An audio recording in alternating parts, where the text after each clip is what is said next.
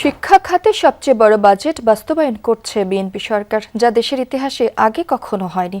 ব্র্যাক স্টেডিয়ামে ইউজিসি আয়োজিত নীতি নির্ধারণী সংলাপে এমন মন্তব্য করেন অর্থমন্ত্রী আমির খসরু মাহমুদ চৌধুরী। বলেন, চাকরির বাজারের সাথে শিক্ষা ব্যবস্থার সমন্বয় করা হবে।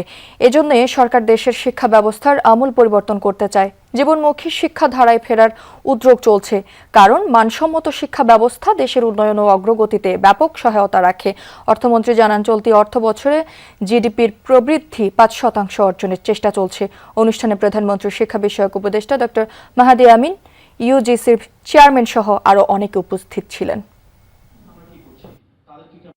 শিক্ষা খাতের সবচেয়ে বড় বাজেট বাংলাদেশের ইতিহাসে, শিক্ষা খাতে এত বড় বাজেট কোনো সময় হয় না। শিক্ষার যে জায়গায় গিয়ে পৌঁছেছে সেখান থেকে এখন আমরা সেলভেজ করার চিন্তা করছি। শিক্ষা ব্যবস্থা সার্বিকভাবে এখান থেকে আমরা বেরিয়ে এসে সত্যিকার অর্থে রিয়েল লাইফ নিড বেসড একটা এডুকেশন, যেটা আমরা সেখানে যেতে চাচ্ছি। হতে পারে ইউনিভার্সিটিতে একজন অনার্স করছে, তার পাশাপাশি অপশনাল হতে পারে 3 মাসের কোনো অ্যাডিশনাল কোর্স করতে পারছে না, যেটা রিয়েল লাইফের সাথে রিলেটেড।